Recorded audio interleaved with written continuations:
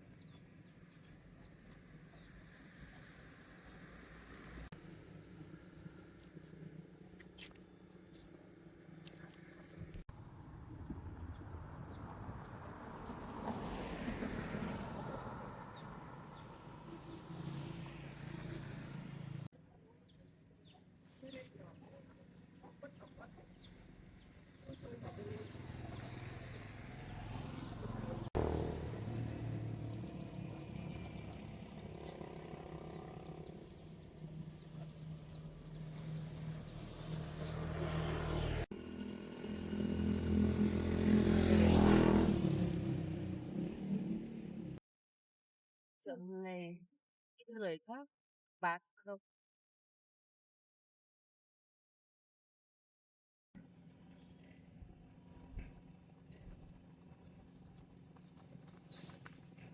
Một tí cô ơi. Thế 80 cân một con hả chị ạ? 15.000 một cân cô ạ. Vâng, thế chị lấy cho em một quả này.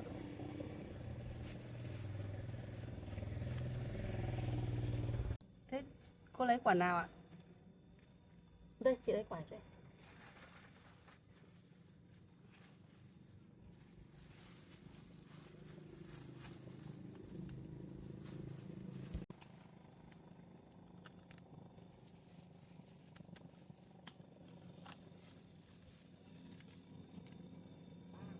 Cân rưỡi ạ. Vâng.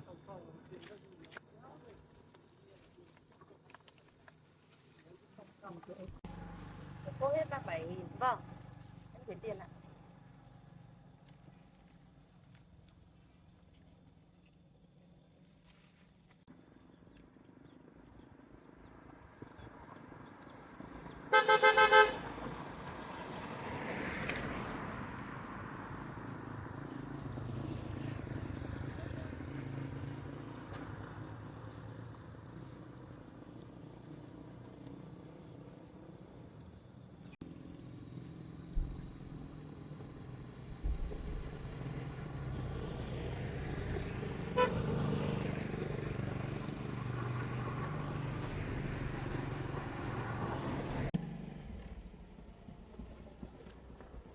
Các bạn bị gì bác?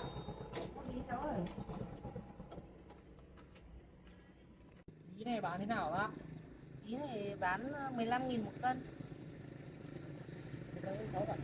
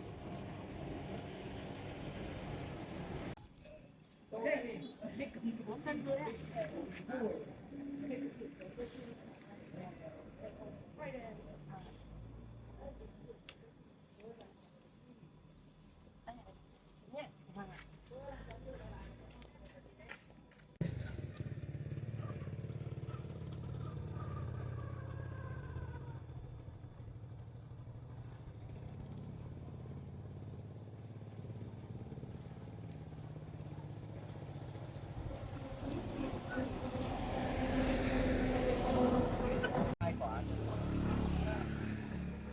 Đây hết cả 2 quả luôn. Đấy.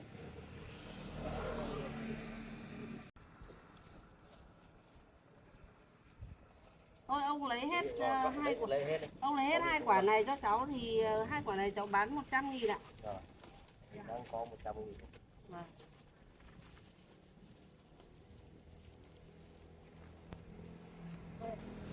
Cho bộ đi.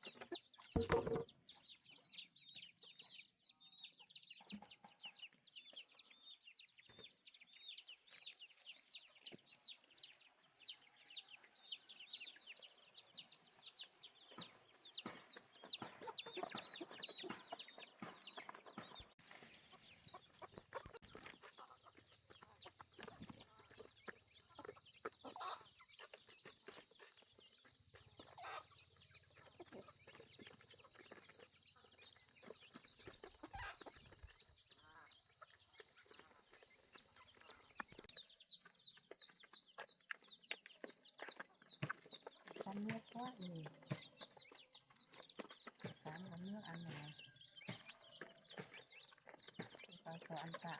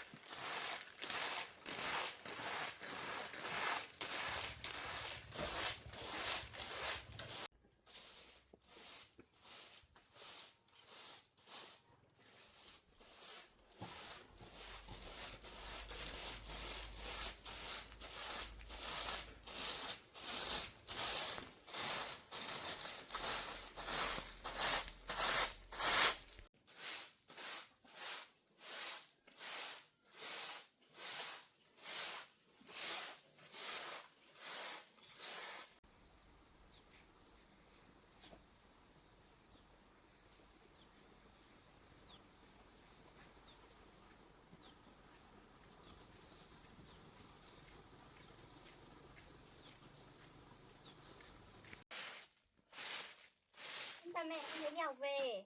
Con đi học về rồi à? Dạ vâng. À mẹ ơi, nãy con đi học về ấy, con gặp chú công an hôm trước mẹ ạ. Xong rồi chú ấy đưa con tờ giấy. Đây. Đây Lấy ạ. gì vậy con? Con cũng không biết, con thấy con cất vào cặp luôn. Xong chú đấy bảo là gọi mẹ lên cơ quan, chú đấy có chuyện muốn nói với mẹ. Thế à? Không biết Vâng. là có chuyện gì nữa đây con ạ. Để mẹ xem nhé. Mẹ mở ra xem đi.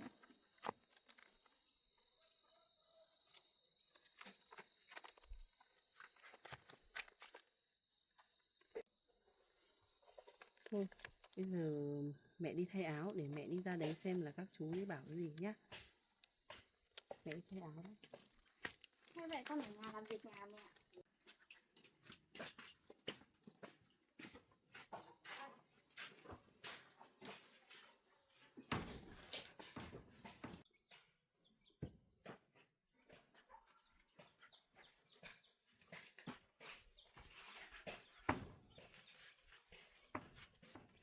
Bây giờ con ở nhà nhá. Mẹ để mẹ ra đấy xem sao. Không, mẹ cứ đi đi ạ. Con ở nhà làm nốt việc nhà cho mẹ Vâng. nhé.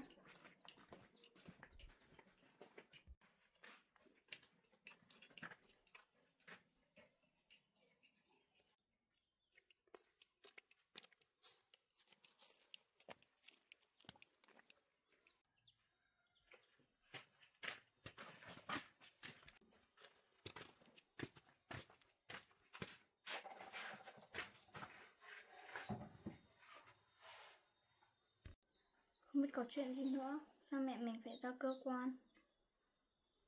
Mà không biết trong tờ giấy ấy có ghi những gì nữa. Mà thôi, Tí về mẹ sẽ kể cho mình sau. Bây giờ hôm trước mình còn nhặt được mấy cái lọ để mình đi làm đường hoa.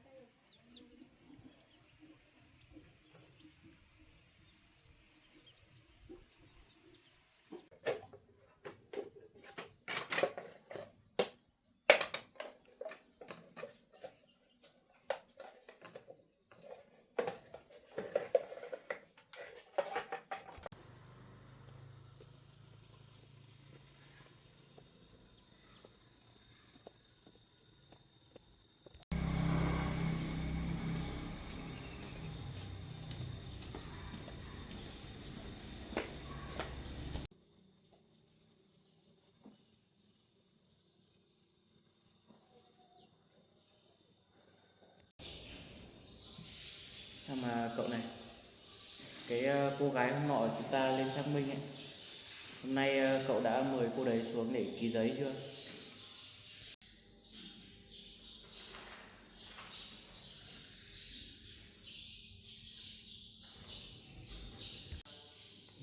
Sao lâu ấy? Hôm nay còn bao nhiêu việc nữa, mãi cô đấy còn chưa tới nữa. Ta còn bao nhiêu việc khác nữa, phải tự mỗi mình cô đấy thôi.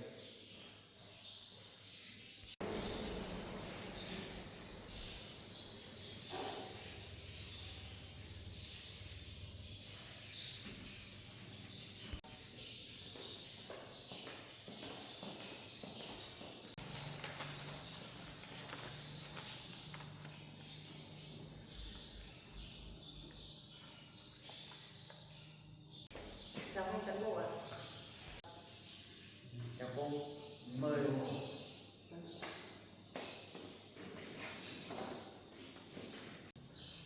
Tôi cũng nhận được giấy mời từ con tôi.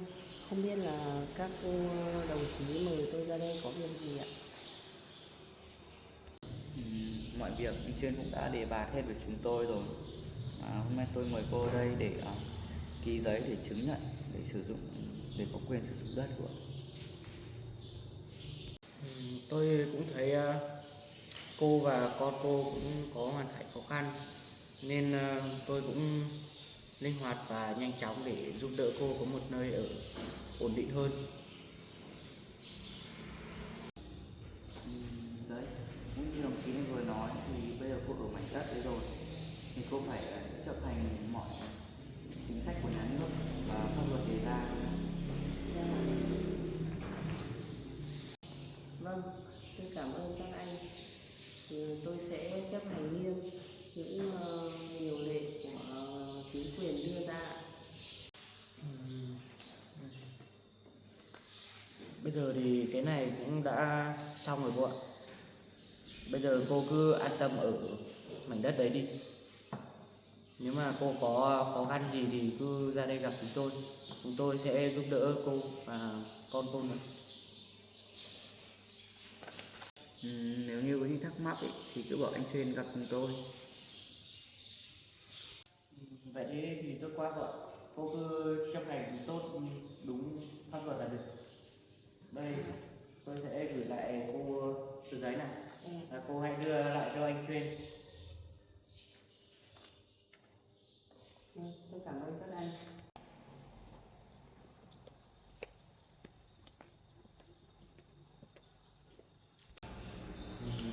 Vậy đã giải quyết xong cô gái đấy rồi. Vậy cậu hãy lấy cái hồ sơ nọ mà cái vụ việc ở trên rừng đấy mang ra cho tôi để tôi xem. Sau này chúng ta giải quyết luôn chủ đấy em là về thôi.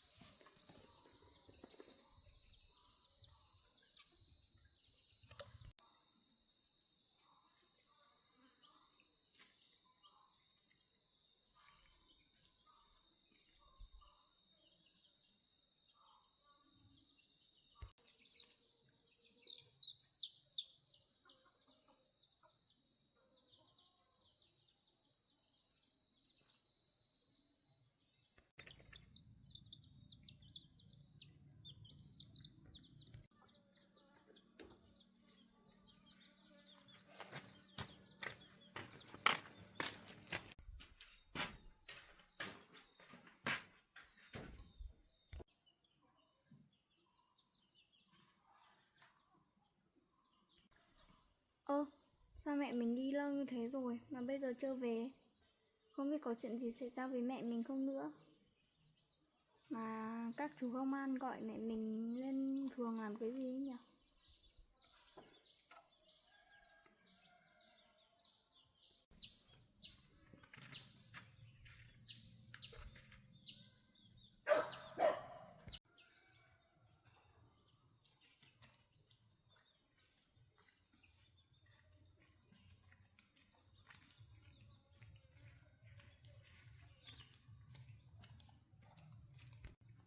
Ơ mẹ về rồi à? Mẹ về rồi à? Có chuyện gì không mẹ? Không có chuyện gì đâu con ạ, chuyện vui thôi con ạ. Đi vào nhà mẹ kể cho nghe.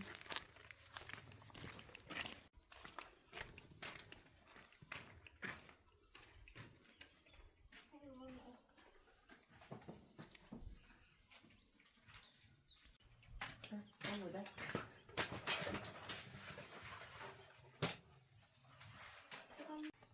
Hôm nay các chú công an gọi mẹ ra để trao cho mẹ một tờ giấy này con ạ. Cái gì à mẹ? Có nghiêm trọng lắm không mẹ?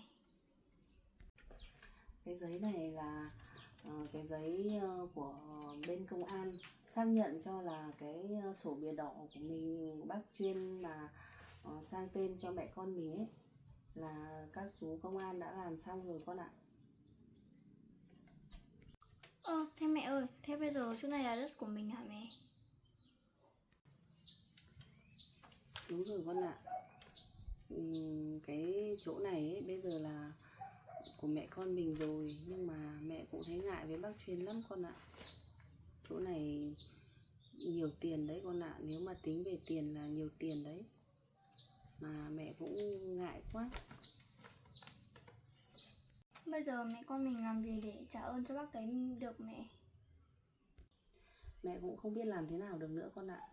Bây giờ mẹ con mình cứ cố gắng, sau này nếu như có tiền thì mẹ con mình sẽ nói chuyện với bác đấy sau con ạ. Vâng ạ. Thôi, bây giờ mẹ đi cất tờ giấy này xong mẹ con mình cùng nhau làm việc nhà nhé. Vâng.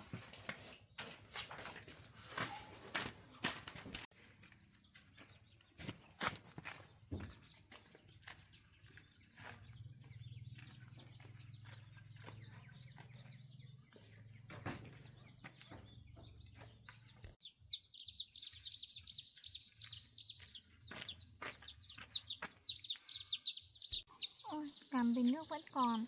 Mà chắc mẹ mình dùng mua cám với cả đồ đựng nước cho gà. Mà chú là con này nhìn trông dễ thương và đáng yêu quá.